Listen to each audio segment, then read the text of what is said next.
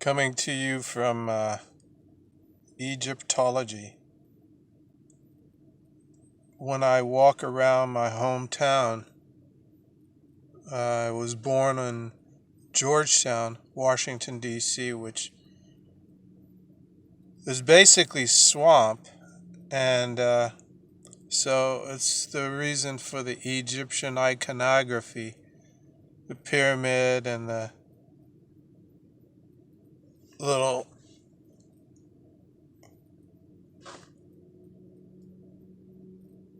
inscriptions on the dash that look like inscriptions and pyramids and whatnot.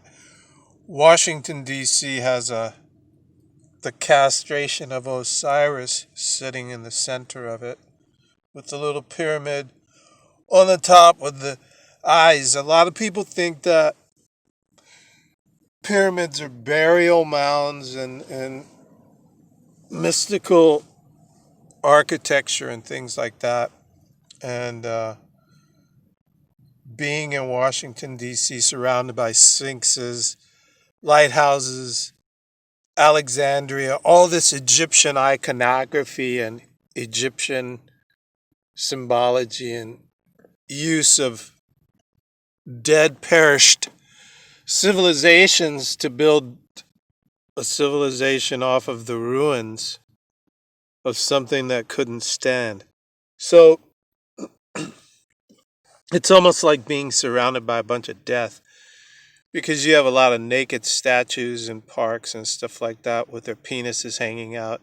You have the child that's the eternal pissing fountain that's just pissing gallons and gallons of urine, decorating cities all over the world. And all of this is art.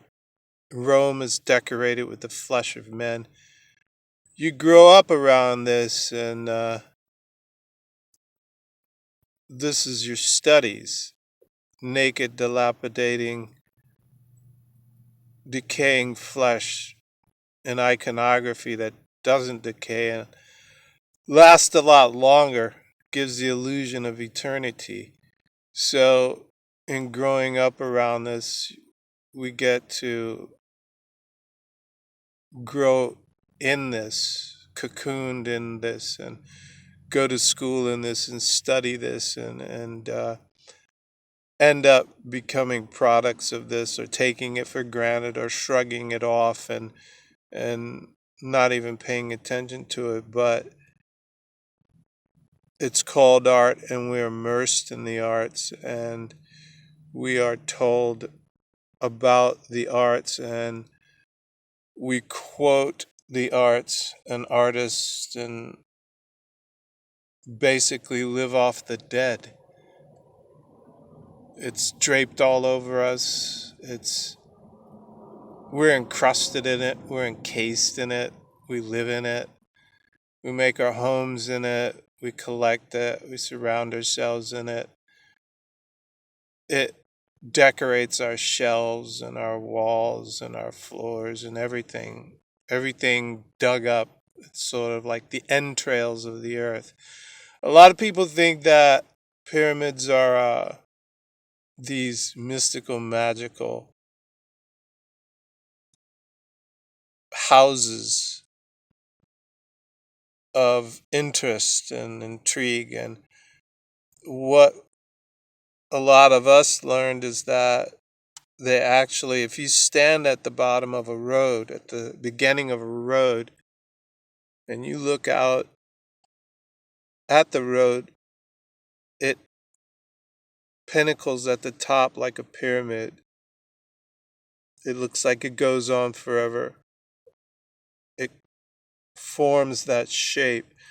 And it's the same thing with the architecture. If you stand at the bottom of a pyramid and look up, it's like a road that goes on forever into the stars. And so it gives this illusion. And it is being used to decorate the cities. You're looking at a god who's walking around a eunuch. He has no penis now. And it's been stuck in the ground, pointing toward what's known as the heavens, like any other monolith on Earth that is incidentally caused by the many tectonic plate shifts that goes on, the shifting of the plates and whatnot that form these monoliths. If you go to Arizona, there are monoliths with huge spheres of granite, stone, rock, balanced on the tip, like some sort of magic show out in the middle of no place, where there's all these stones just sitting around, and to, I guess, to the sophomoric, they're a wonder, a thing of interest, whereas life teeming around them is something to be subverted and turned into stone. They kill the living and decorate themselves with death.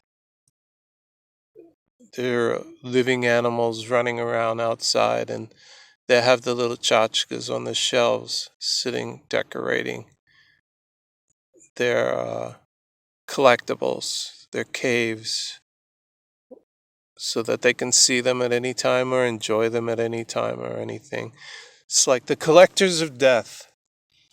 Cities decorated with death, castrated, lifeless penis of a god, for lack of a better word. Cities designed on the Book of the Dead, sphinxes and Alexandrians decorate everywhere. They walk around with shiny, regurgitated earth around their necks and on their fingers and toes, whatever's available. And it's all weighty and heavy, and if the earth shook, huge clumps of it would fall down and put knots on their heads and whatnot. It's all in a mystical, aristocratic show of people buried in rubble.